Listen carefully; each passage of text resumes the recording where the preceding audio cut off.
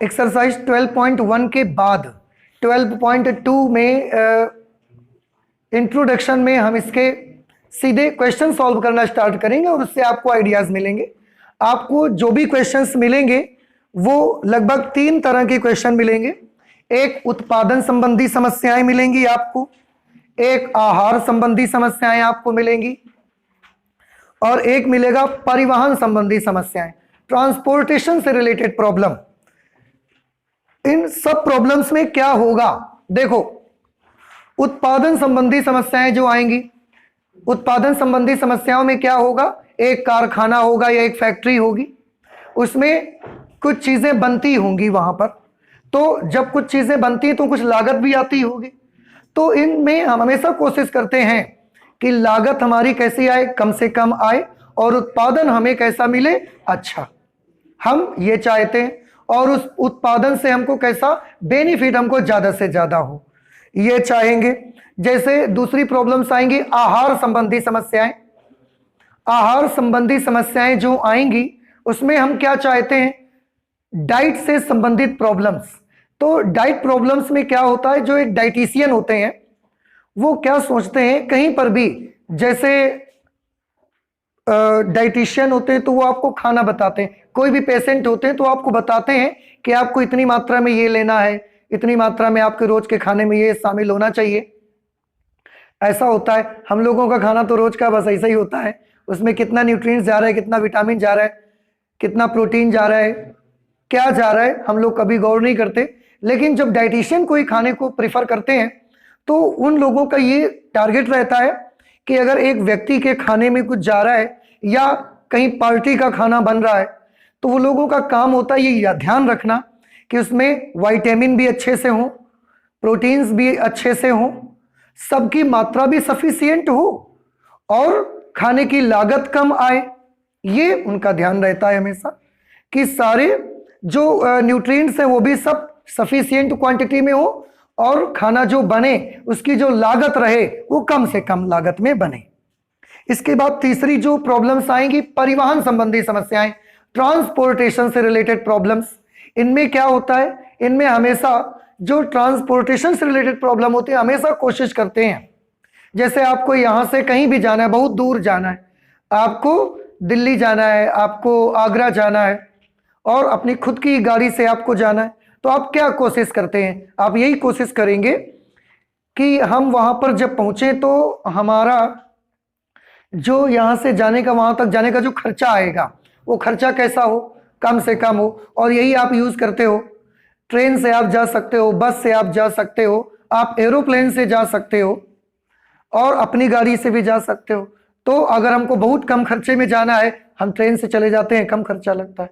उससे ज़्यादा खर्चा बाइक में, उससे ज़्यादा खर्चा हमें बस में जाने से लगेगा और उससे ज़्यादा खर्चा हमें अपनी गाड़ी से जाने में लगेगा और ज़्यादा खर्चे से जाना है तो आप एरोप्लेन से चले जाओ, उससे आप जा सकते हो। तो कोशिश हम ये क्या करते हैं कि जितना परिवहन में हम एक जगह से दूसरी जगह चले भी जाएं और हमारी लागत कैसी आए, उसमें जो ईंधन का खर्चा है, पेट्रोल का, डीजल का, जो भी हमारा खर्चा है वो खर्चा भी कैसा होना चाहिए, कम से कम होना चाहिए। ठीक है, तो इस तरह से हम हमेशा ये प्रयास करते रहते हैं। ऐसी ही बातों से संबंधित क्वेश्चंस आपको सॉल्व करने को एक्सरसाइज 12.2 में मिलने वाले हैं। उन क्वेश्चंस को 1 बाय 1 हम सॉल्व करेंगे और वर्ड्स प्रॉब्लम होंगी, शब्दों में लिखी होंगी, सवाल को हम बोर्ड पे लिखेंगे नहीं, आप सबके पास अपनी अपनी बुक होगी, प्लीज आप सब अपनी अपनी बुक रखिए, मैं क्वेश्चन पढ़ता जाऊंगा और उससे रिलेटेड बातें आपको समझाता चला जाऊंगा। ठीक है, ओके। तो पहला, सबसे पहले हम यहां पर लेते हैं एग्जाम्पल नंबर 6। एग्जाम्पल नंबर 6 जो आहार संबंधी समस्या है, आपकी डाइट प्रॉब्लम है।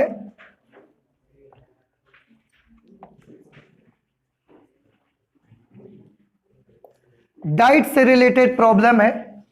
अब मैं पढ़ूंगा, आप भी ध्यान से सुनिए। सबसे पहले हम क्वेश्चन को पूरा पढ़ेंगे और आप पूरा अच्छे से ध्यान से सुनेंगे। मैं पढ़ता हूं, आप गौर करिए। एक आहार विज्ञानी, आहार विज्ञानी मतलब डाइट का स्पेशलिस्ट, जिसे आप डाइटिशियन कह सकते हैं। ठीक है, एक डाइटिशियन दो प्रकार के भोज्यों को इस प्रकार मिलाना चाहता है, दो प्रकार के खाद्य पदार्थ हैं, खाने वाली मटेरियल, उनको वो मिलाना चाहता है और इस प्रकार मिलाना चाहता है कि जब मिलने के बाद वो मिश्रण तैयार हो उसमें विटामिन ए का घटक कम से कम 8 मात्रक और विटामिन सी का घटक कम से कम 10 मात्रक हो। मतलब उस खाने में विटामिन ए कम से कम कितना हो? 8। जब कम से कम हो तो 8 हो, नहीं तो 8 से ज्यादा ही होना चाहिए। और विटामिन सी का जो कंपोनेंट हो वो कितना हो? 10 मात्रक हो। कम से कम जब हो तो 10 हो, नहीं तो 10 से ज्यादा। 10 से कम तो होना ही नहीं चाहिए, नहीं तो न्यूट्रिएंट्स अच्छे नहीं मिलेंगे लोगों को। अच्छा, आगे भोज्य एक में, मतलब 2 भोज्य थे पहले वाले भोज्य में, भोज्य एक में 2 मात्रक विटामिन ए प्रति किलोग्राम और 1 मात्रक विटामिन सी प्रति किलोग्राम है। जो हमारे पास भोज्य 2 भोज्य हैं, पहला और दूसरा, जो 2 भोज्य उनमें से पहले वाले भोज्य में उन्होंने क्या बताया? उसके 1 किलो में 1 मात्रक विटामिन ए है और 2 मात्रक विटामिन सी है। जो दूसरा, नहीं सॉरी, भोज्य एक में 2 मात्रक, भोज्य एक अगर हम 1 किलो लेते हैं तो उसके 1 किलो में 2 मात्रक विटामिन ए है और 1 मात्रक विटामिन सी है। लेकिन जो दूसरा वाला भोज्य जो मिलाना चाहते हैं उसमें 1 किलो में 1 मात्रक विटामिन ए है और 2 मात्रक विटामिन सी है। अच्छा, आगे है, दिया है कि प्रति किलोग्राम भोज्य एक को खरीदने में ₹50 और भोज्य 2 को खरीदने में ₹70 लगते हैं। यानी कि जब हम भोज्य एक को खरीदने जाते हैं तो उसका 1 किलो हमको कितने रुपए में मिलता है? 50 रुपए में। और भोज्य 2 का 1 किलो जब हम खरीदने हैं तो 70 रुपए में पड़ता है उसका 1 किलो हमको। आगे लिखा हुआ है, इस प्रकार के भोज्य मिश्रण का न्यूनतम मूल्य बताइए। भोज्य का मिश्रण भी बढ़िया बने और खर्चा भी कैसा हो बेटा? कम। न्यूनतम मूल्य, लागत हमारी कैसी हो? कम से कम हो, ऐसा हम चाहते हैं। तो सवाल तो पढ़ा, एक बार मैं फिर से समराइज करता हूं क्वेश्चन को, ध्यान से देखिएगा। एक डाइटिशियन क्या करना चाहता है? 2 भोज्य पदार्थों को आपस में मिलाना चाहता है, भोज्य 1 और भोज्य 2। ठीक है, मिलाने के बाद वो क्या चाहता है कि उसमें जो मिश्रण तैयार हो उसमें कम से कम विटामिन ए कितना हो? 8 मात्रक और विटामिन सी कितना हो? 10 मात्रक मिश्रण में। लेकिन जब वो खरीदने जाता है भोज्यों को तो भोज्य 1 जो है उसमें 2 मात्र, उसका 1 किलो जब वो खरीदेगा तो उसके 1 किलो में 2 मात्रक विटामिन ए है और 1 मात्रक विटामिन सी है। और दूसरा भोज्य जब खरीदता है तो उसके 1 किलो में 1 मात्रक विटामिन ए है, 2 मात्रक विटामिन सी है। ऐसा है, भोज्य 1 को खरीदने में उसको 50 रुपए प्रति किलो के हिसाब से पे करना पड़ता है और भोज्य 2 को खरीदता है तो 70 रुपए प्रति किलो के हिसाब से उसको रकम चुकानी पड़ती है। तो अब उसने ये पूछा कि वो भोज्य 1 का, भोज्य 2 का कितने कितने किलो खरीदे कि न्यूट्रिएंट्स भी पर्याप्त मात्रा में मिल जाए, विटामिन ए और विटामिन सी भी सफिशिएंट बन जाए और इसके बाद लागत भी कैसी आए? कम से कम लागत भी आए। समझ आया आपको? इस तरह से वो, ये हमारा पूरा क्वेश्चन है। अब इसमें हम क्या करेंगे? सबसे पहले इस क्वेश्चन में एक चीज का आप ध्यान दिया करेंगे, जो पूछा गया है क्वेश्चन वहीं से स्टार्ट कर दें आप। सबसे लास्ट लाइन पर यह क्या लिखा है? इस प्रकार के भोज्य मिश्रण का न्यूनतम मूल्य ज्ञात करिए, लिखा है। और उससे भी पहले एक जगह कहीं लिखा हुआ था, एक आहार विज्ञानी 2 भोज्यों को मिलाना चाहता है, इतना इतना इतना है। बस आप ये मान लो, कुल मिला के उनका कहने का ये मतलब है कि कितना कितना भोज्य मिलाया जाए। तो हम ये मान लेते हैं कि भोज्य 1 का x किलो खरीद ले वो, और भोज्य 2 का कितने किलो खरीद ले? y किलो खरीदना चाहिए। तो यहां पर लिख देते हैं, माना आहार विज्ञानी को, आहार विज्ञानी यानी कि डाइटिशियन, माना आहार विज्ञानी को x किलोग्राम भोज्य 1 तथा y किलोग्राम भोज्य 2 के खरीदने चाहिए। ये हमने मान लिया कि भोज्य 1 कितना खरीदे वो x किलो, और भोज्य 2 कितना खरीदे वो y किलो। ठीक है। अच्छा, तब उसकी लागत कितनी आएगी? सबसे पहले आप देखो, आप किस चीज को इस सवाल में, जैसे आप लास्ट एक्सरसाइज में भी देखा था 12.1 में, किसी न किसी फलन को आप या तो अधिकतमीकरण करते थे या उसका न्यूनतमीकरण करते थे। उन्होंने बोला इस प्रकार के भोज्य मिश्रण का न्यूनतम मूल्य ज्ञात करिए। तो आपको क्या करना है? न्यूनतम। क्या चीज न्यूनतम करनी है? मूल्य। मूल्य यानी कि लागत। बात समझ आ रही है आपको? करना क्या है? मैक्सिमाइजेशन या मिनिमाइजेशन? मिनिमाइजेशन करना है। किस चीज को मिनिमाइज करना है? लागत को मिनिमाइज करना है। तो आप क्वेश्चन पढ़कर इतना तो सबको समझ में आता है कि लागत को मिनिमाइज करना है। तो सबसे पहले जिस चीज को मिनिमाइज करना है वही हमारा उद्देश्य फलन बनेगा। भाई, मैक्सिमाइजेशन और मिनिमाइजेशन आप उद्देश्य फलन का ही तो करते थे, व्यवरोधों का तो नहीं करते थे। उद्देश्य फलन का मैक्सिमाइजेशन और मिनिमाइजेशन करते थे। तो उद्देश्य फलन सबसे पहले बना लो। या हमको न्यूनतमीकरण करना है, लागत का करना है, इसके लिए लागत ही हमारा क्या बन जाएगा? उद्देश्य फलन। तो लागत क्या बता सकते हैं कितनी लागत आएगी? भोज्य 1 का जब 1 किलो खरीदा जाता है तो 50 रुपए लगते हैं, और भोज्य 2 के जब 1 किलो खरीदे जाते हैं तो कितने रुपए लगते हैं? 70 रुपए लगते हैं, 70 रुपीज। अब आप मुझे बताएं, डाइटिशियन ने भोज्य 1 कितने किलो खरीदा है? x किलो खरीदा है, और भोज्य 2 को कितने किलो खरीदा है? y किलो खरीदा है। तो भोज्य 1 की लागत आती है 50 रुपए प्रति किलो। उसने तो x किलो खरीदा है, तो कितने रुपए लगे होंगे उसके? 50x। Very good. यह चीज समझ आई आपको कि भोज्य 1 की कीमत है 50 रुपए प्रति किलो, और उसने भोज्य 1 कितने किलो खरीदा? x किलो, तो कितने पैसे लगे उसके? 50x। भोज्य 2 1 किलो 70 रुपए में मिलता है, उसने तो y किलो खरीदा है, तो टोटल कितने लगे? 70y। ये भोज्य 1 में लागत लगी, ये भोज्य 2 में लागत लगी। कुल लागत दोनों को क्या कर दिया जाए? जोड़ दिया जाए। और क्योंकि इसी को हमको क्या करना है? इसी को हमको मिनिमाइज करना है, इसी को हमें मिनिमाइज करना है, इसलिए यही हमारा क्या बन जाएगा? उद्देश्य फलन। और उद्देश्य फलन को किससे प्रदर्शित करते हैं? z से। तो ये हमारा उद्देश्य फलन बन गया। तो जब भी ऐसी कोई चीज आए सबसे पहले आप क्या बना लिया करो? सबसे पहले उद्देश्य फलन। नहीं समझ में आए तो बाद में भी बन सकता है, ये जरूरी नहीं कि पहले बनाओ, लेकिन बन जाए तो आप पहले ही कर लो उसको। ठीक है। उसके बाद अब हम आते हैं व्यवरोधों को बनाने के लिए।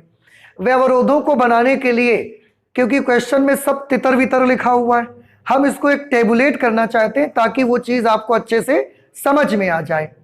कैसे हम टेबुलेट करना चाहते हैं? इसे देखो, बुक ने भी अपने एग्जाम्पल में एक टेबल बनाई हुई है, बनाई है टेबल। अब आप ध्यान से देखिएगा, हम भी टेबल बनाएंगे। यहां पर हम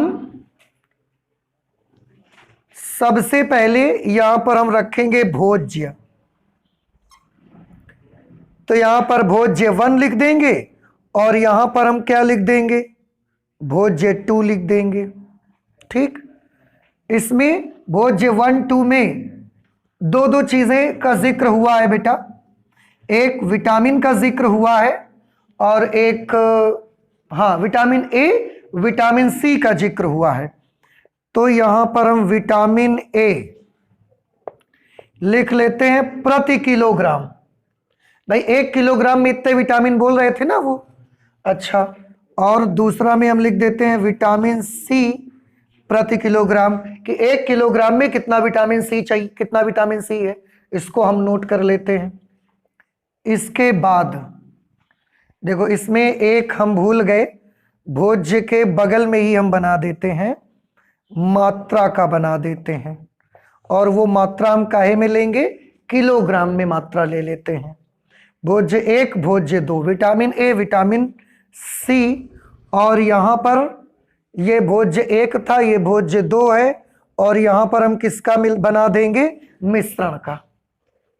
थोड़ा सा देखें, वैसे बस इतने ही की जरूरत आपको पड़ेगी, ज्यादा की जरूरत पड़ेगी तो फिर हम और बॉक्सेस बना लेंगे, अभी इतने में आपका काम हो जाएगा। अब थोड़ा ध्यान से देखिएगा, किताब फिर से हम उठाते हैं, पढ़ते जाएंगे, बॉक्सेस भरते जाएंगे। देखो उन्होंने क्या बोला, सबसे ऊपर से शुरू करो, मिलाना चाहता है कि बाद। देख रहे हैं सभी बच्चे, मिश्रण में विटामिन ए का घटक 8 मात्रक, कम से कम 8। कहां पर बताओ, मिश्रण में, तो हम कहां पर भरे जाके ये चीज, मिश्रण के सामने, विटामिन ए के सामने 8 मात्रक। पूरे मिश्रण में हमको कितने विटामिन ए चाहिए, कम से कम 8 मात्रक, और पूरे मिश्रण में हमको विटामिन सी कितना चाहिए, 10 मात्रक। लेकिन याद रहे कम से कम, 10 से कम नहीं होना चाहिए, 10 ज्यादा हो जाए तो अच्छा है। अच्छा आगे और पढ़े तो मिला हमको सॉरी, लिखा हुआ है भोज्य 1 में 2 मात्रक विटामिन ए प्रति किलोग्राम। बताइए कहां पर लिखा जाए, भोज्य 1 में 2 मात्रक विटामिन ए प्रति किलोग्राम है, तो भोज्य 1 में 2 मात्रक विटामिन ए प्रति किलोग्राम है, और 1 मात्रक विटामिन सी प्रति किलोग्राम है भोज्य 1 में। भोज्य 2 में 1 मात्रक विटामिन ए प्रति किलोग्राम है और 2 मात्रक विटामिन सी प्रति किलोग्राम है। अभी पढ़े थे तो हमको याद है। अच्छा अब ये पहले बताएं, क्वेश्चन को पढ़ के जो ये हमने टेबल बना के भरा, तो क्या कुछ समझ में आया आपको? ये टेबल नहीं समझ में आई? यहां पर हमने भोज्य ले लिए, यहां पर उनकी मात्राएं। अब मात्रा के लिए भोज्य 1 वो डाइटिशियन कितने किलो खरीद के लाया है, x किलो खरीदा है उसने, और भोज्य 2 को कितना खरीदा है, y किलो। तो ये मात्राएं हमने नोट कर दी यहां पर, ठीक है। भोज्य 1 में 2 मात्रक प्रति किलोग्राम विटामिन ए, 1 मात्रक प्रति किलोग्राम विटामिन सी चाहिए। भोज्य 2 में, मतलब चाहिए नहीं है, भोज्य 2 में 1 मात्रक प्रति किलोग्राम विटामिन ए है और 2 मात्रक प्रति किलोग्राम विटामिन सी है। हमने माना कि उसको x किलो भोज्य 1 मिलाना चाहिए, y किलो भोज्य 2 मिलाना चाहिए। मिश्रण के बारे में बताया कि जब इनको मिलाना तो याद ये रहे आपको कि कम से कम 8 मात्रक विटामिन ए चाहिए हमको भोज्य में, और 10 मात्रक क्या चाहिए, विटामिन सी, तभी वो सबकी सेहत के लिए अच्छा रहेगा। ठीक है, ये टेबल तैयार हो गया, कोई नंबर अब छूटा नहीं। वहां उद्देश्य फलन, इससे ये बना लिया। अब इन्हीं से हम क्या बनाना चाहेंगे, इन्हीं से हम बना लेंगे व्यवरोध। तो अब हम बनाएंगे व्यवरोध। देखिए ध्यान से देखिएगा बेटा, जरा गौर कीजिए।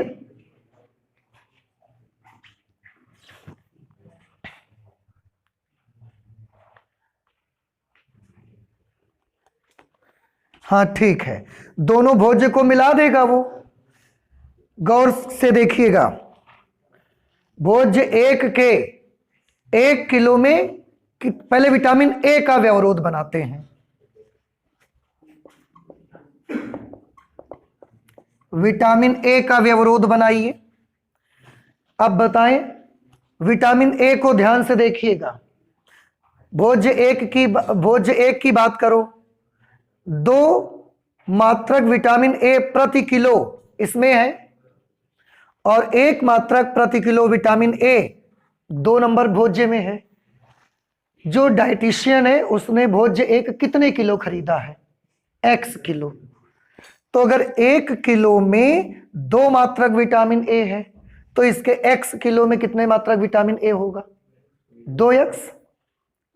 और भोज्य 2 के 1 किलो में 1 मात्रक विटामिन ए है तो इसके तो वो y किलो खरीदा है उसने, तो कितने मात्रक विटामिन ए आएगा? y किलो, y मात्रक, तो 2x प्लस y। और इन दोनों चीजों को वो कम से कम कितना चाहता है? 8। कम से कम 8, यानी कि 8 से कम ना हो। 8 से कम ना हो तो क्या हम ये लगाएं? ये लगा देंगे तो ये तो 8 से भी कम हो जाएगा, तो हमको ऐसा साइन चाहिए फिर, इज ग्रेटर देन और इक्वल टू 8। देखो शुरुआत में थोड़ा सा आपको कॉम्प्लिकेटेड लगेंगे इसके क्वेश्चंस, लेकिन आप समझने की कोशिश करें। आप बिल्कुल सोचें कि अगर हम उस डाइटिशियन की जगह होते तो हम इसको कैसे कैलकुलेट करते। आपको केवल विटामिन ए ही तो चाहिए। पहला मटेरियल जो है उसके 1 किलो में 2 मात्रक विटामिन ए है, और उसके दूसरे वाले के 1 किलो में 1 मात्रक विटामिन ए है। तो हम केवल विटामिन ए को सोच रहे हैं कि कितना होगा पूरे खाने में, पूरे मिश्रण में कितना विटामिन ए होगा। इसका x किलो खरीदा कि नहीं खरीदा? 1 किलो में कितना विटामिन है, तो इसके x किलो में कितने विटामिन हुए? 2x। इसके 1 किलो में कितना विटामिन होता है? 1। तो इसका तो हमने y किलो खरीदा है ना, तो कितना विटामिन हुआ? 1y। तो टोटल विटामिन ए कितना हुआ? दोनों को जोड़ दो। और ये विटामिन ए खाने में मुझे 8 या 8 से ज्यादा चाहिए, तो 8 या 8 से ज्यादा चाहिए। विटामिन ए का व्यवरोध तैयार है। विटामिन सी का व्यवरोध बनाइए। विटामिन सी का व्यवरोध, अब ध्यान से देखिए, इसके 1 किलो में कितना विटामिन सी है? 1 मात्रक। तो x किलो में कितना विटामिन सी होगा? x विटामिन सी होगा। अब इसके 1 किलो में कितना विटामिन सी है? 2 मात्रक। तो हम इसका कितना खरीद के लाए हैं? y kilo. 1 किलो में 2 मात्रक, तो y किलो में 2y मात्रक। तो टोटल कितना विटामिन सी? तो हमारे पूरा जो मिक्सचर बनेगा भोज्य पदार्थों का, उसमें टोटल विटामिन सी कितना मिला हमको? x plus 2y। और ये विटामिन सी कम से कम 10 तो होना ही चाहिए। कम से कम 10 का मतलब है 10 से कम नहीं चाहिए। 10 से ज्यादा हो जाए थोड़ा बहुत वो चलेगा। तो इज ग्रेटर देन और इक्वल टू 10। ये भी आपको समझना है कि कब इज ग्रेटर देन लगे, जब कम से कम बोलेगा तो इज ग्रेटर देन और इक्वल टू, जब अधिक से अधिक बोलेगा तो इज लेस देन और इक्वल टू बना लीजिएगा आप। ऐसा मन में थोड़ा सा अपने सोच लो कि अगर कम से कम बोलेगा तो हम काहे का निशान लगाएंगे? इज ग्रेटर देन और इक्वल टू। अगर अधिक से अधिक बोलेगा तो इज लेस देन और इक्वल टू। और समझिए भी कि कम से कम कह रहा है, इसका मतलब उससे कम नहीं चाहता है, वो ज्यादा चाहता है उससे। और ज्यादा से ज्यादा बोल दिया अगर उसने, तो उससे ज्यादा नहीं चाहिए उसको, उससे कम ही चाहिए। ये बना। हाँ, 2 व्यवरोध जो इस टेबल में नहीं भी दिखेंगे आपको, वो हमेशा बनते हैं और पिछली एक्सरसाइज में बनते थे। Very good. x is greater than और equal to 0 and y is greater than और इक्वल टू 0। क्यों? x और y का मान नेगेटिव नहीं होना चाहिए। नेगेटिव नहीं होना चाहिए यानी कि मार्केट से जब वो भोज्य पदार्थ खरीदने जाएगा तो ऐसा तो नहीं करेगा ना कि हमें -2 किलो भोज्य 1 दे दो, -5 किलो भोज्य 2 दे दो। भोज्य पदार्थ खरीदा जाता है तो नेगेटिव तो नहीं हो सकता ना, वो तो माइनस नहीं हो सकता। या तो नहीं खरीदेगा, नहीं लाएगा तो 0 के बराबर होगा, और लाएगा तो पॉजिटिव ही आएगा वो। इसलिए ये 2 व्यवरोध कंपल्सरली आपके बनेंगे ही। इसके बाद z को करना क्या है आपको? मिनिमाइज। आपके पास उद्देश्य फलन है, आपके पास सारे व्यवरोध हैं, आपके पास इनको सॉल्व करने का पूरा मेथड है। पिछली पूरी एक्सरसाइज आपने सॉल्व की है, इसलिए मैं इन क्वेश्चंस को नहीं बता रहा हूं, मैं केवल इतना बता के छोड़ दे रहा हूं। आप सॉल्व करिए। अगर आपको ये क्वेश्चंस नहीं आएंगे तो आप हमको बताइएगा, तब हम आपको सॉल्व करके दिखाएंगे, ठीक है? और आपको पता लगेगा कि न्यूनतम लागत कैसे निकाली जाएगी। ध्यान से सुनिएगा मेरी बात। अब आप इनसे क्या करोगे, प्रोसीजर एक बार डिस्कस कर लेते हैं हम लोग। अब आप क्या करोगे इसके बाद बताइए। हाँ, सबसे पहले व्यवरोधों को, फिर इनके वो बना लेंगे, वो जो आप बनाते नहीं थे टेबल, और उससे ये पता लगता था कि कौन सी लाइन x और y एक्स को कहां पर काटती है। फिर उसके बाद इसका ग्राफ बना लेंगे, इसके ग्राफ में हल क्षेत्र पा जाएंगे। हल क्षेत्र बाउंडेड है कि अनबाउंडेड है, दोनों मेथड अलग अलग हैं, ठीक है। उसके बाद क्या निकलता है, कोणीय बिंदु, और कोणीय बिंदुओं पर हम उद्देश्य फलन का मान पता लगाते हैं। करना क्या है, आपको न्यूनतम मान चाहिए, तो उसमें से न्यूनतम मान चुनना है आपको। आ जाएगा सबको, सबसे छोटा वाला, ठीक है। करिएगा, नहीं आएगा तो आप हमको बताइएगा, ठीक है। प्लीज नोट करें इसे जल्दी से। एग्जाम्पल नंबर 7, जिसमें ये एक आवंटन समस्या है, पढ़ते हैं। आप भी ध्यान से सुनिए, पहला पूरा क्वेश्चन मैं पढ़ देता हूं, उससे हमको बड़ा अच्छा आइडिया मिल जाता है, सारे पॉइंट्स क्लियर हो जाते हैं कि क्या क्या दिया गया है। लिखा है, किसानों की एक सहकारी समिति के पास 2 फसलों एक्स और वाई को उगाने के लिए 50 हेक्टेयर भूमि है। बेटा सुन रहे हैं हमारी बात आप? किसानों की एक सहकारी समिति है, कोई कमेटी है, उनके पास 2 फसलें एक्स और वाई वो उगाना है, और उसके लिए टोटल उनके पास कितनी जमीन है, 50 हेक्टेयर जमीन है। कितनी फसलें उगाना चाहते हैं, 2 फसलें। कौन कौन सी, फसल एक्स और फसल वाई, और इसके लिए टोटल कितनी जमीन का उनके पास उपलब्ध है, 50 हेक्टेयर। अब आगे पढ़ते हैं, आप ध्यान से सुने। फसलों एक्स और वाई से प्रति हेक्टेयर लाभ का क्रमशः रुपए 10,500 और रुपए 9,000 का अनुमान लगाया गया है कि फसल एक्स जब हम उगाएंगे तो उसके 1 हेक्टेयर से हमको कितने का फायदा मिलेगा, 10,500 रुपए का, और जो फसल वाई होगी उसका 1 हेक्टेयर हमको कितना प्रॉफिट देगी, 9,000 रुपए। समझ आ रहा है कुछ आपको, कि फसल एक्स 1 हेक्टेयर में अगर लगी है तो वो हमको कितना रुपया देगी फायदे का, 10,500, और फसल वाई अगर 1 हेक्टेयर में उगाई गई है तो वो हमको कितना रुपया देगी, 9,000 रुपए बेनिफिट दे सकती है हमको, अनुमान लगाया गया है। अब बीच में कोई प्राकृतिक आपदा आ जाए उसका नहीं कहा जा सकता, अदरवाइज ये अनुमान लगाया गया है। फसलों एक्स और वाई के लिए अपत्रण नियंत्रण के लिए शाकनाशी द्रव का क्रमशः 20 लीटर तथा 10 लीटर प्रति हेक्टेयर प्रयोग किया जाता है। शाकनाशी मतलब जैसे कोई खरपतवार हो जाता है, कीटनाशक जैसे होते हैं। आप देखते हैं कोई फसल आप उगाते हैं तो उसमें कुछ अनवांटेड प्लांट्स भी आ जाते हैं, जो जैसे हमने गेहूं की फसल बोई तो पूरे खेत में केवल गेहूं की फसल नहीं दिखती, हमको और भी उसके साथ अनवांटेड प्लांट्स दिखते हैं, कुछ बेल दिखती हैं जो पौधों पर फंस जाती हैं, तो वो तो हम नहीं चाहते। तो ऐसी चीजों के लिए कुछ कीड़े लग गए उस पे, उनके लिए हमने यहां पर देखा कि अपत्रण नियंत्रण के लिए शाकनाशी द्रव का क्रमशः 20 लीटर और 10 लीटर प्रति हेक्टेयर प्रयोग किया जाता है। मतलब 1 हेक्टेयर में फसल जो एक्स है उसमें 20 लीटर लगता है, और फसल वाई के 1 हेक्टेयर में कितना लगता है, 10 लीटर।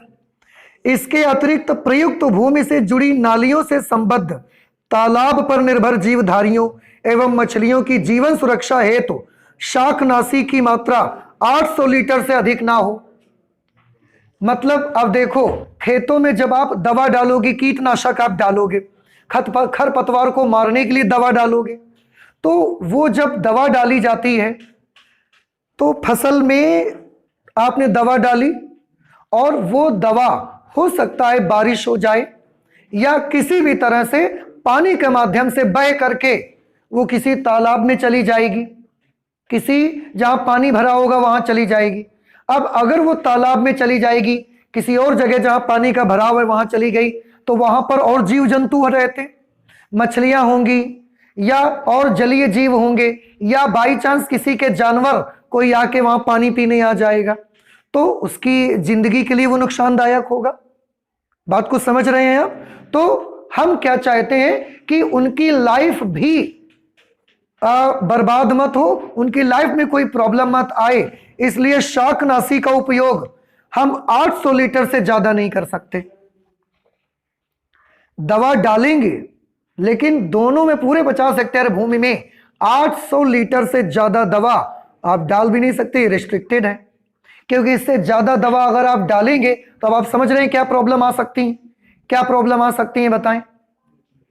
कि खेतों से बह करके अगर वो दवा का पानी किसी तालाब में जाएगा और कोई जीव जंतु उस पानी को पी लेगा, कोई उसको यूज कर लेगा, तो उसकी जिंदगी में नुकसान हो सकता है, वो मर सकता है बेचारा जीव जंतु। मछलियां होंगी उसमें, वो मर जाएंगी सब।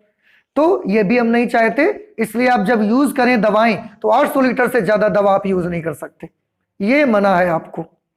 आगे है, प्रत्येक फसल के लिए कितनी भूमि का आवंटन होना चाहिए ताकि समिति के सकल लाभ का अधिकतमीकरण किया जा सके। अब देखो पूछा क्या उन्होंने, प्रत्येक फसल के लिए कितनी भूमि का आवंटन होना चाहिए, मतलब फसल एक्स के लिए कितनी भूमि रखनी चाहिए, फसल वाई के लिए कितनी भूमि रखनी चाहिए, ये एक तो पूछा। और अधिकतम क्या चाहते हैं वो, ताकि समिति के सकल लाभ का अधिकतमीकरण किया जा सके। लाभ कैसा मिले, लाभ अधिकतम मिले हमको। बात समझ में आई? ऐसा हम चाहते हैं। तो क्या मेरे ख्याल से आई होप कि आपको सवाल पूरा समझ में आ गया होगा। आप दोबारा पढ़ेंगे फिर और समझ में आ जाएगा। तो सबसे पहले तो मैं क्या करना चाहूंगा, जो पूछा गया है उस पर आते हैं हम लोग। क्या पूछा गया है, प्रत्येक फसल के लिए कितनी भूमि का आवंटन होना चाहिए, यानी कि फसल एक्स के लिए कितनी भूमि देनी चाहिए हमको, कितनी भूमि में फसल एक्स हमको उगानी चाहिए और कितनी भूमि में हमको फसल वाई उगानी चाहिए। तो मान लेते हैं, माना फसल एक्स के लिए आवंटित भूमि, हमने क्या मान लिया, फसल एक्स के लिए आवंटित भूमि, आवंटित मतलब बांटी हुई, एक्स हेक्टेयर। हमने क्या माना कि जो हम फसल एक्स उगाएंगे वो कितनी जमीन में उगाएंगे, एक्स हेक्टेयर जमीन में फसल एक्स को उगाएंगे। फसल वाई के लिए आवंटित भूमि हमने मान ली वाई हेक्टेयर। देखो ये कैपिटल एक्स और वाई है, ये स्मॉल एक्स और वाई हमने ले लिए, इसीलिए ए भी ले लो आप, पर एक्स वाई से आप पुराने क्वेश्चन करते आए हैं तो आपको ज्यादा कन्वीनियंट रहेगा। ठीक है, अच्छा अब सबसे पहले प्रयास करो कि उद्देश्य फलन बन जाए।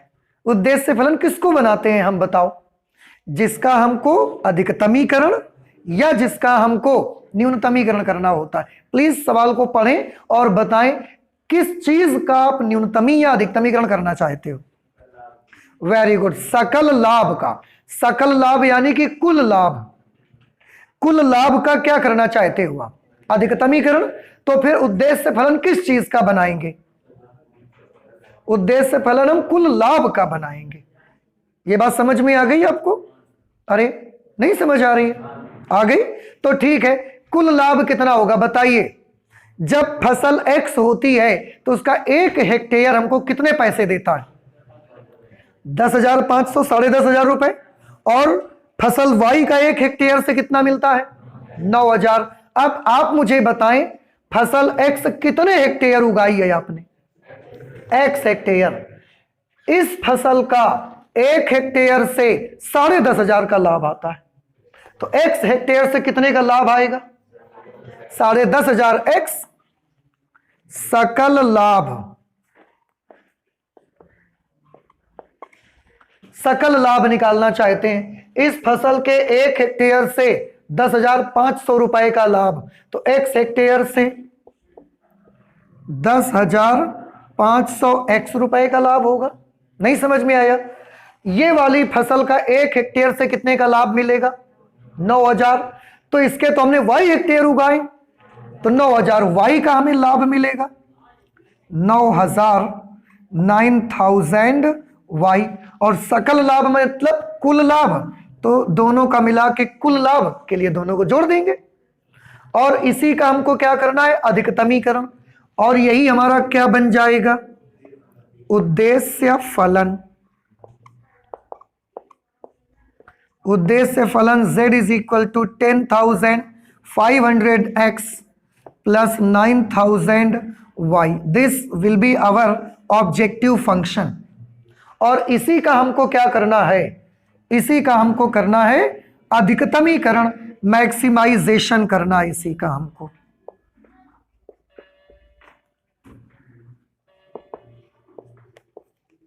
ये उद्देश्य फलन तो बन गया, ठीक है। इसके बाद अच्छा,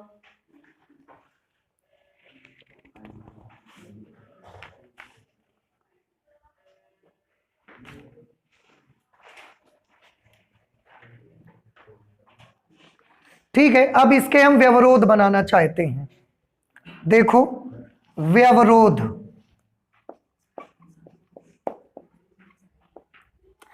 बेटा देखो इसके व्यवरोध अगर आप टेबल नहीं भी बनाओगे तो भी व्यवरोध आप बड़ी आसानी से ऐसे ही बना सकते हो। देखो हम बताते हैं कैसे आप बनाओगे। आप ये मुझे बताएं कि उस जो कमेटी है सहकारी समिति, उसके पास कुल भूमि जो उपलब्ध है, कितनी भूमि उपलब्ध है? 50 हेक्टेयर। उसमें से x हेक्टेयर हमने फसल x के लिए रिजर्व कर दिया, y हेक्टेयर फसल। अब मुझे आप बताएं कि अगर इन दोनों को जोड़ें तो कितना आना चाहिए? 50। भाई हम क्या करना चाहते हैं, x हेक्टेयर में हम फसल x उगाना चाहते हैं और y हेक्टेयर में हम फसल y उगाना चाहते हैं, तो दोनों को जोड़ के 50 क्या नहीं आना चाहिए? तो एक व्यवरोध तो आपका यही बन जाएगा। यह व्यवरोध किसका रहेगा? भूमि का व्यवरोध। भूमि का व्यवरोध बेटा हमने क्या बनाया कि फसल x जितने में उगी है वो, फसल y जितने में उगी है वो, इसका मान। अब मुझे ये बताओ फसल x जितने में उगी है x हेक्टेयर में, फसल y हेक्टेयर में उगी हुई है, इन दोनों का जोड़ कितना होना चाहिए? 50 से ज्यादा होना चाहिए क्या? 50 से हेक्टेयर जमीन ही है तो 50 से ज्यादा तो आप उगा नहीं सकते फसल, तो इसका मान 50 या 50 से कम होना चाहिए। अब आप मुझे ये बताओ कि ये वाली चीज समझ आई कि नहीं आई? आई। या तो दोनों फसलों को मिला के जमीन 50 के बराबर हो जाए तो भी ठीक है, और अगर लाभ हमको नहीं मिल रहा है, लाभ के लिए हम पूरी जमीन यूज नहीं कर पा रहे हैं, तो 50 से फिर कम ही होनी चाहिए। क्या आप यहां पर ग्रेटर देन का निशान लगा सकते थे? नहीं लगा सकते आप। क्यों? क्योंकि उससे ज्यादा जमीन ही आपके पास नहीं है भाई। समझ में आया? तो या तो 50 हेक्टेयर या 50 हेक्टेयर से कम में आप फसल को उगाएं। एक व्यवरोध तो ये। क्या ये समझ में नहीं आया आपको? आ गया समझ में? अच्छा, इसके बाद एक चीज और देखिए, जो शाकनाशी दवा डाली जा रही थी उसको उस पर आते हैं। उन्होंने बोला फसल x के 1 हेक्टेयर में हम 20 लीटर दवा डाल सकते हैं और फसल y के एक हेक्टेयर में 10 लीटर हम डाल सकते हैं दवा। यह बात समझ में आई आपको? अच्छा, अब आप मुझे बताइए ध्यान से, फसल x के 1 हेक्टेयर में कितने लीटर दवा ज्यादा से ज्यादा डाल सकते हैं? 20 लीटर। 1 हेक्टेयर में, इसके 1 हेक्टेयर में 20 लीटर, तो इसका तो x हेक्टेयर हमने उगाया है, तो 20x। ये शाकनाशी का व्यवरोध बन जाएगा। शाकनाशी का व्यवरोध 20x लीटर दवा इस वाली फसल के लिए, और इसमें बताइए इसके 1 हेक्टेयर में हम कितनी दवा डाल सकते हैं? 10 लीटर। तो इसके तो y हेक्टेयर हमने उगाए हैं, तो 10y। तो कुल कितनी दवा हो गई? इसमें हमने मिलाई, इसमें डाली 20x लीटर दवा, इसमें हमने डाली 10y लीटर दवा, टोटल कितनी दवा हो गई? 20x litre plus 10y litre. ठीक है, लेकिन उसके साथ एक शर्त भी थी कि आप 800 लीटर से ज्यादा दवा नहीं डाल सकते। अब ज्यादा से ज्यादा 800 लीटर, यानी कि 800 लीटर से ज्यादा नहीं। तो जब 800 लीटर से ज्यादा नहीं तो 800 या 800 से कम। समझ आया? आप चाहें तो इसी को थोड़ा कैलकुलेट करके इक्वेशन छोटी हो जाएगी आसामिका आपकी। 10 से पूरी इक्वेशन को डिवाइड कर दो, तो 2x plus y is less than और इक्वल टू 80। ये दूसरा व्यवरोध है, ये पहला व्यवरोध है। और आगे आने वाले जो 2 व्यवरोध आपके बनेंगे उनके लिए तो कहीं किताब में नहीं लिखा होगा, पर ये आपको अपनी विवेकशीलता से सोचना है कि आप जब फसल उगाने जाओगे तो क्या भूमि माइनस में लोगे क्या? नहीं, या तो नहीं लेोगे भाई, और अगर उगाओगे तो पॉजिटिव भूमि होगी। इसलिए ये 2 व्यवरोध आपके तो हमेशा यही बन जाया करेंगे। अब मुझे बताएं, क्या इसको जब हमने बनाया तो मुझे टेबल बनाने की आवश्यकता है क्या? समझ में आ गया है ना सभी को कि हमने किसका किसका, एक भूमि का व्यवरोध बनाया, एक शाकनाशी का व्यवरोध बनाया। समझ आ गया आपको? तो इस तरीके से व्यवरोध फिर तैयार है। व्यवरोध हो गया, उद्देश्य से फलन मिल गया, हमको अधिकतमीकरण करना ये भी पता लग गया। अब सारा कुछ हमारे पास है। तो जिस तरीके से हम एक्सरसाइज 12.1 के क्वेश्चंस सॉल्व करते थे उसी तरह के हम इसके क्वेश्चंस भी सॉल्व करेंगे, कर लेंगे आप सभी। मैं इसमें से देखो देख के बताता हूं आपको।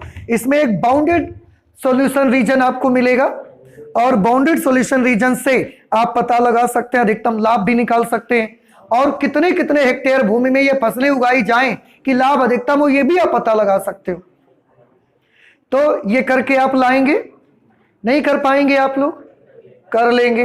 अगर किसी भी क्वेश्चन में कोई भी प्रॉब्लम हो तो प्लीज आप जरूर मुझे बताइएगा, हम आपको करके उसको दिखाएंगे, ठीक है? तो ये हो गया हमारा कौन सा एग्जाम्पल नंबर 7। इसके बाद एक एग्जाम्पल और है, एग्जाम्पल नंबर 8, ठीक है? ठीक है, आप इसे नोट कर लीजिए। नेक्स्ट क्वेश्चन बेटा एग्जाम्पल नंबर 8 हम लोग लगाएंगे। ये जो क्वेश्चन नंबर 8 है, एग्जाम्पल नंबर 8 है आपका, ये एक मैन्युफैक्चरिंग प्रॉब्लम है। मैन्युफैक्चरिंग प्रॉब्लम यानी कि उत्पादन संबंधी समस्या, जिसमें कोई फैक्ट्री होगी, वहाँ पर कोई प्रोडक्ट बनता होगा और उसके बाद वो मार्केट में बिकेगा, उससे कुछ प्रॉफिट वगैरह होंगे, उससे रिलेटेड ऐसा कोई क्वेश्चन है। तो मैं पढ़ता हूँ, आप भी ध्यान से सुनिए। पहले हम पूरे क्वेश्चन को एक बार पढ़ेंगे और ताकि आपको अच्छे से क्लियर हो जाए। वो क्वेश्चन में लिखा हुआ है, एक निर्माणकर्ता कंपनी यानी कि एक कंपनी है, वो निर्माण करती है कुछ चीज़ों का। एक उत्पाद के 2 नमूने, एक प्रोडक्ट, उसके 2 मॉडल बनाती है। वो प्रोडक्ट एक ही है लेकिन उसके 2 मॉडल बनाती है वो कंपनी। 2 नमूने ए और बी बनाती है। उन नमूनों के नाम है मॉडल ए, मॉडल बी। ओके, ठीक। नमूना ए के प्रत्येक नग बनाने के लिए 9 श्रम घंटे और 1 घंटा पॉलिश करने के लिए लगता है। यानी कि जब मॉडल ए को बनाया जाता है तो उसको बनाने में 9 घंटे लगते हैं, उसको बनाने में केवल, और इसके बाद उसकी फिनिशिंग में, उसको पॉलिशिंग में 1 घंटा टाइम उसमें लग जाता है।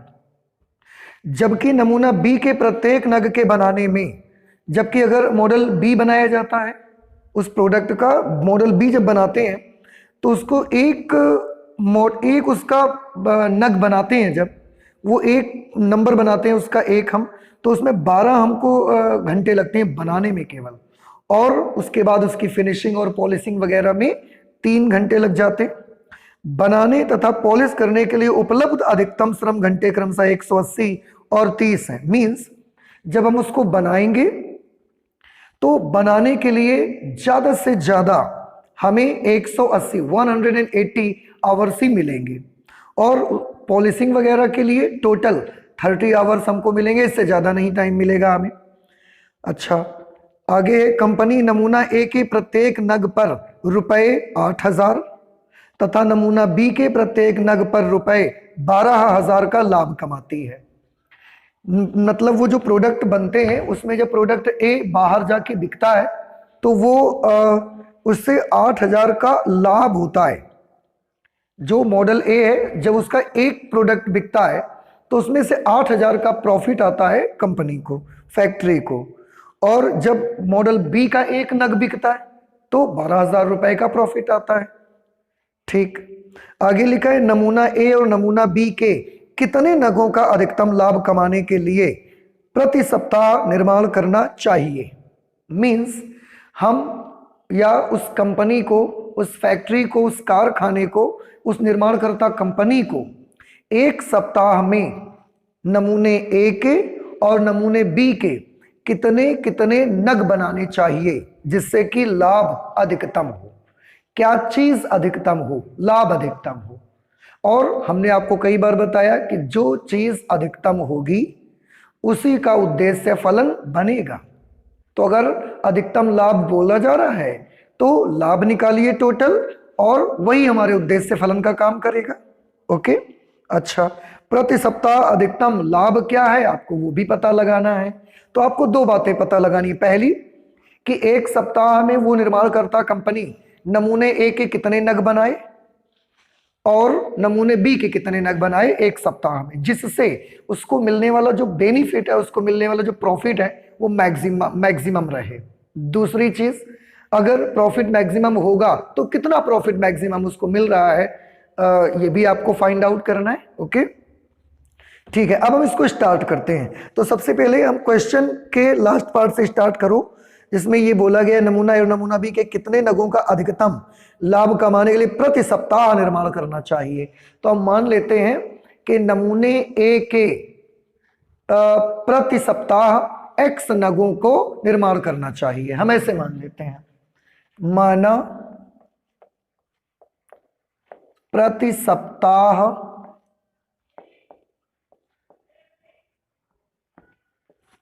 नमूने ए के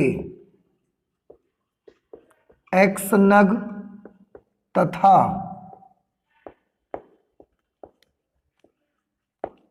नमूने बी के वाई नगों का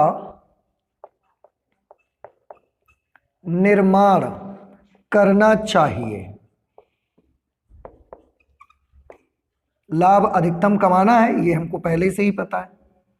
तो हमने क्या ले लिया, हमने ये मान लिया कि माना प्रति सप्ताह, एक सप्ताह में नमूने ए के एक्स नग और नमूने बी के वाई नगों का निर्माण हमको करना चाहिए, जिससे लाभ अधिकतम मिले। ठीक, अच्छा, इसके बाद क्योंकि जैसे हमने क्वेश्चन पढ़ा और उसमें हमको एक बात पता चली कि हमें उससे मिलने वाला लाभ अधिकतम चाहिए। अब अगर लाभ अधिकतम चाहिए तो लाभ ही हमारा उद्देश्य फलन बनेगा। तो सबसे पहले हम उद्देश्य फलन ही बना लेते हैं। तो हम कुल लाभ निकालना चाहेंगे कि कुल लाभ कितना मिलेगा, और जो कुल लाभ होगा वही मैक्सिमाइज हमको उसी को करना है। अब मैं फिर से क्वेश्चन पर आता हूं, जिसमें एक हिस्से पर यह लिखा था कि कंपनी नमूना ए के प्रत्येक नग पर ₹8,000 तथा नमूना बी के प्रत्येक नग पर ₹12,000 का लाभ कमाती है। मींस नमूने ए के एक नग में ₹8,000 का लाभ मिलता है, और जबकि हमने क्या माना है कि कंपनी को कितने ए के कितने नग बनाने चाहिए, ए के एक्स नग और बी के वाई नग।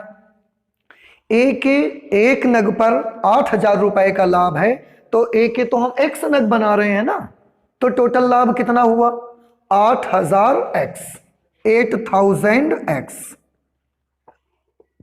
ओके, अच्छा, नमूने बी के एक नग में ₹12,000 का लाभ है, तो नमूने ए बी के हम बना कितने नग रहे हैं, वाई नग। एक नग में ₹12,000 का लाभ, तो वाई नगों में कितने रुपए का लाभ, वाई नगों में 12,000 वाई रुपए का लाभ।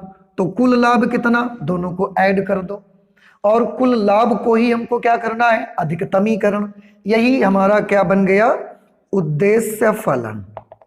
देयरफॉर आवर ऑब्जेक्टिव फंक्शन, हमारा उद्देश्य फलन z is equal to 8,000x plus 12,000y.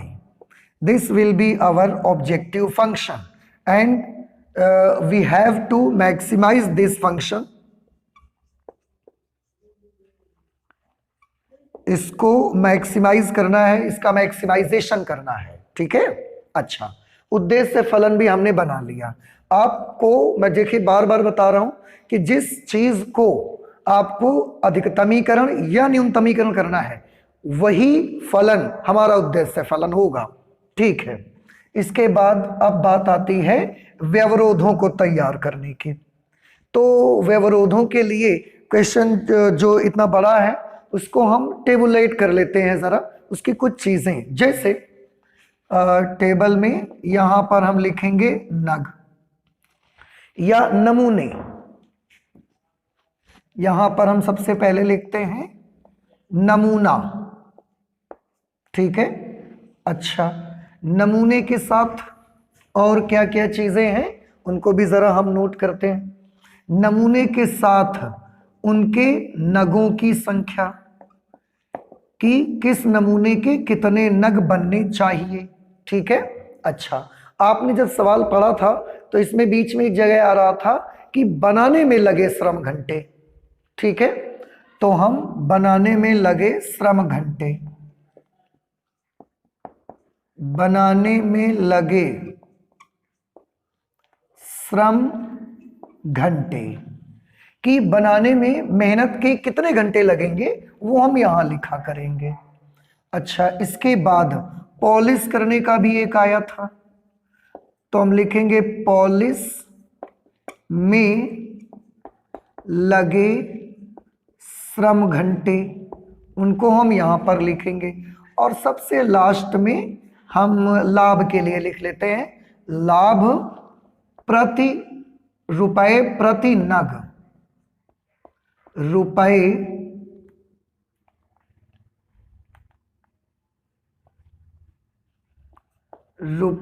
प्रति नग, मतलब एक नग को बनाने में कितने रुपए का लाभ होगा ये हम यहां पर लिखेंगे, ठीक है। अच्छा, अब थोड़ा सा इसको भरना स्टार्ट करते हैं, आप भी देखिए। मैं फिर से बुक लेता हूं और इस पर लिखे क्वेश्चन को पढ़ते जाएंगे और भरते भी जाएंगे हम उसे, ओके, ठीक। नमूने, हम जो नमूना बना रहे हैं उसमें दो नमूने हम बना रहे हैं, नमूना ए भी बना रहे हैं, नमूना बी भी बना रहे हैं, ठीक है। नमूने ए के बारे में यहां भरेंगे, नमूना बी के बारे में यहां भरेंगे, और कहीं से भी कोई टोटल अगर हमको मिलता है तो यहां लिख देंगे नीचे हम उसको। इस तरीके से हम इस टेबल को फिलअप करेंगे, आप देखें। अब ओके, मैं क्वेश्चन पढ़ता हूं, आप ध्यान से सुनिएगा। लिखा है, हाँ, पहले तो हम एक चीज भर लेते हैं जो हमने मान लिया है कि माना प्रति सप्ताह नमूने ए के एक्स नग, नमूने बी के वाई नगों का निर्माण करना चाहिए। नमूने ए के नगों की संख्या कितनी, एक्स, नमूने बी के नगों की संख्या कितनी, वाई, ठीक है। ये हमने यहां पर भर लिए। अब इन्होंने बोला नमूने ए के प्रत्येक नग बनाने के लिए 9 श्रम घंटा और 1 घंटा पॉलिश में लगता है। नमूने ए के बनाने में लगे श्रम घंटे और प्रति नग, एक नग के बनाने में, यहां पर भी हम प्रति नग लिख सकते हैं, एक नग के बनाने में, ओके। नमूने ए के प्रत्येक नग को बनाने के लिए 9 श्रम घंटे, नमूने ए के एक नग को बनाने में लगे श्रम घंटे कितने हैं, 9, ठीक है। और पॉलिश में लगे घंटे कितने हैं, 1 घंटा पॉलिश में लगता है करने में उसको। आगे बी के प्रत्येक नग के बनाने में 12 श्रम घंटे, बी का जब हम एक नग बनाने जाते हैं, एक नग, तो उसमें बनाने में हमको 12 श्रम घंटे लगते हैं, ऐसे। अच्छा, और 3 श्रम घंटों की आवश्यकता होती है पॉलिशिंग में उसकी, ठीक है, एक नग को बनाने में। अच्छा, और यहां पर है बनाने में तथा पॉलिश करने के लिए उपलब्ध अधिकतम श्रम घंटे, बनाने में और पॉलिश करने के लिए उपलब्ध अधिकतम श्रम घंटे 180 और 30। बनाने में जो अधिकतम श्रम घंटे मिलेंगे हमको वो 180 घंटे मिलेंगे, और पॉलिश करने के लिए आपको केवल 30 घंटे का वक्त मिलेगा। इससे ज़्यादा टाइम नहीं लगना चाहिए पॉलिश करने में, क्योंकि हम कोई प्रोडक्ट बनाते हैं तो हमारा समय भी तो बचना चाहिए, समय तो बड़ा कीमती होता है। और लाभ के बारे में बात करेंगे तो नमूने ए के एक नग को बनाने में 8,000 रुपयों का लाभ होता है, और नमूने बी के एक नग को बनाने में 12,000 रुपयों का लाभ होता है, ठीक है। अच्छा, ये हमारी टेबल पूरी भर चुकी है। अब अगर आपने टेबल भर ली तो बड़ी आसानी से आप इनके व्यवरोधों को तैयार कर सकते हैं, ठीक है। यहां पर मैं इनके व्यवरोध बना लेता हूं। व्यवरोध। व्यवरोधों को आपको जैसा कि मालूम है अंग्रेजी में कॉन्स्ट्रेंट्स कहा जाता है, और ये उद्देश्य फलन है, ऑब्जेक्टिव फंक्शन। व्यवरोध देखिए, व्यवरोध हमारे यहाँ पर बनेंगे जो, उनमें सबसे पहले इनसे चेक करते हैं, जरा देखिएगा ध्यान से। एक नग बनाने में, नमूने ए का जब हम एक नग बनाते हैं, पहले उनके बनाने के लिए जो व्यवरोध बनेगा उसको पहले हम जो देख देंगे। एक नग बनाने में 9 घंटे लगते हैं, तो एक एक्स नग बनाने में टोटल कितने घंटे लगेंगे? 9x। देख रहे हैं ना आप? फिर से, नमूने ए का एक नग बनाने में 9 घंटे लगते हैं, तो नमूने ए के x नग बनाने में कितने घंटे लगेंगे? आंसर है 9x आवर्स लगेंगे। अच्छा, इसके बाद नमूने बी के एक नग को बनाने में 12 घंटे लगते हैं, तो हमने उसके तो y नग बनवाने हैं, तो टोटल कितने घंटे लगेंगे? 12y। कुल कितना समय हुआ प्लस कर दो, लेकिन टोटल टाइम जो आपको मिलेगा वो 180 आवर्स मिलेंगे, इससे ज्यादा टाइम आपको नहीं मिलेगा।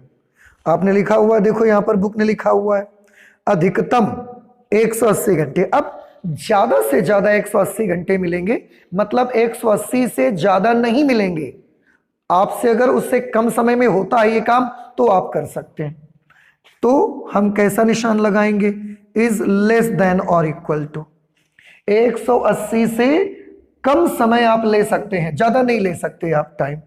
आप इसको चाहो तो इसे थोड़ा सा और इजी बना सकते हो, 3 से डिवाइड करके हम इसको इजी कर सकते हैं। 3 से डिवाइड करेंगे, ये बनेगा 3x plus 4y is less than और equal to 60। This will be our first constraint, first पहला व्यवरोध बन गया ये। और ये व्यवरोध किसका है? बनाने, जो नगों को बनाने का व्यवरोध। नगों को बनाने में लगे समय का व्यवरोध। नगों को बनाने में लगे समय का व्यवरोध। ठीक है। अच्छा, अब दूसरा आते हैं, ध्यान से देखें, पॉलिश वाली बात करते हैं। अब नमूने ए के एक नग में पॉलिश करने में 1 घंटे लगते हैं, तो हमने तो नमूने ए के x नग बनवाए हैं। एक नग में पॉलिश के लिए 1 घंटा लगता है, तो x नग जब आप बनवाएंगे तो टोटल कितने घंटे लगेंगे पॉलिश के लिए? 1 into x. 1 into x means x। उसके साथ नमूने B का एक नग जब पॉलिश होने के लिए जाता है तो 3 घंटे लगते हैं, हमने तो y नग बनवाए हैं। एक नग में 3 घंटे लगते हैं, तो y नगों में कितना टाइम लगेगा? Total 3y। तो कुल कितना समय लगेगा? प्लस कर दो। लेकिन आपको एक चीज ये भी उसके साथ ध्यान देना है कि पॉलिश के लिए ज्यादा से ज्यादा आपको 30 आवर्स मिलेंगे, इससे ज्यादा का वक्त नहीं मिलेगा आपको। आपका जो भी पॉलिशिंग होगी वो 30 आवर्स से कम में ही करनी पड़ेगी, इससे ज्यादा वक्त आपको नहीं दिया जाएगा। तो आप ऐसे टाइम को एडजस्ट करके चलना है कि 30 या 30 से कम समय में ही वो निपट जाए काम हमारा पॉलिशिंग का। तो 30 या 30 से कम टाइम ही लगे और पॉलिशिंग का काम हमारा हो जाए। और ये हमारा दूसरा व्यवरोध बना, नगों की पॉलिश में लगे समय का व्यवरोध। नगों को पॉलिश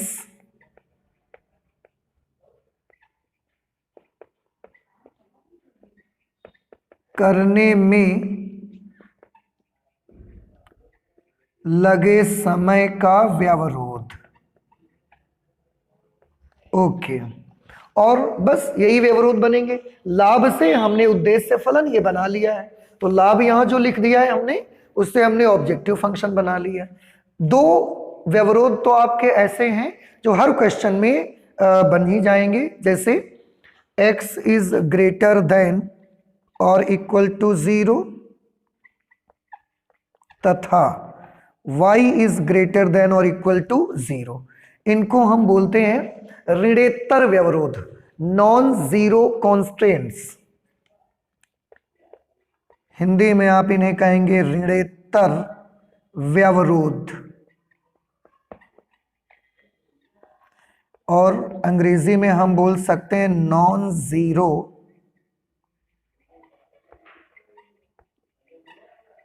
कॉन्स्ट्रेंट्स। ये हम इसको कहेंगे नॉन जीरो मीन्स एक्स और वाई दोनों की value non negative constraints, sorry ऋणेतर non negative, I am sorry, non negative constraints बोले जाएंगे। और ये इस पे इसका मतलब ये होगा कि x और y दोनों की वैल्यू नेगेटिव नहीं आनी चाहिए। मींस अगर आप किसी मॉडल के कुछ नग बनवा रहे हैं तो वो नेगेटिव, ऐसा तो कभी नहीं हो सकता ना कि हमने मॉडल ए के जब बनवाए तो हमने -10 नग बनवा लिए, ऐसा तो नहीं हो सकता। कोई चीज आप बनवाओगे तो दो बातें हो सकते हैं, या तो आप बनवाओगे तो वो नंबर पॉजिटिव आएगा, और ऐसा हो सकता है कि अगर आप नहीं बनवा रहे हो तो वो जीरो हो जाएगा, लेकिन नेगेटिव तो कभी नहीं होगा ना। हाँ, तो इस तरीके से ये आपका एग्जाम्पल नंबर 8 है। एक बार फिर से मैंने आपको उद्देश्य फलन बना के दे दिया है, मैंने आपको व्यवरोध बना के दे दिए हैं।